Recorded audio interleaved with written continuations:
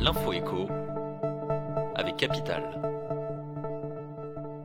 L'info pratique Capital. Depuis le 1er novembre, les travailleurs indépendants peuvent toucher une indemnisation chômage forfaitaire pendant 6 mois, mais les conditions strictes pour y avoir droit pénalisent les auto-entrepreneurs, comme le détaille Capital.fr.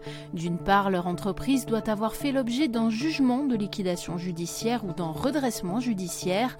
Or, peu d'entre eux passent par cette procédure. En outre, beaucoup ne peuvent justifier de revenus annuels supérieurs à 10 000 €, un des critères exigés. Au final, rares sont les auto-entrepreneurs qui devraient pouvoir bénéficier de ce dispositif. Le coup de gueule du jour est poussé contre les récentes critiques à l'encontre du prêt à taux zéro et du dispositif Pinel. Notre expert immobilier Henri Buzicazo s'insurge contre 2 rapports commandés par le gouvernement, remettant en cause l'efficacité de ces 2 dispositifs. Selon lui, on veut les tuer et la concomitance des coûts portés est troublante. Coûts excessifs, investissements non rentables pour les particuliers, impact négatif sur les loyers. Henri Buzicazo remet en cause les reproches adressés au PTZ et au Pinel.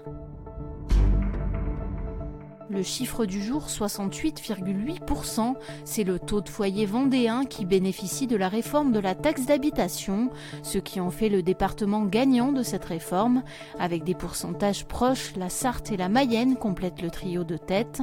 Ces ménages profitent de la seconde vague de la réduction fiscale, 65% de dégrèvement en 2019, après avoir bénéficié d'une première réduction en 2018. Ces chiffres proviennent d'un rapport du gouvernement évaluant la mise en application de cette mesure.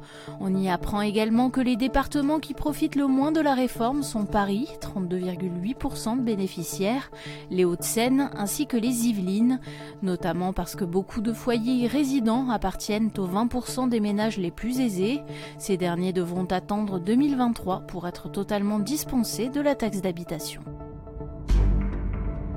On termine avec EDF et Enedis, une nouvelle fois dans la tourmente. Une habitante d'Arras a décidé de les poursuivre en justice pour surfacturation abusive.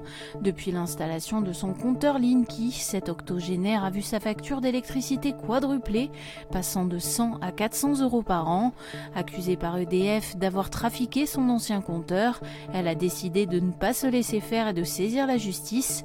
Le tribunal d'Arras doit se prononcer sur cette affaire le 22 novembre prochain. C'était l'info écho avec Capital.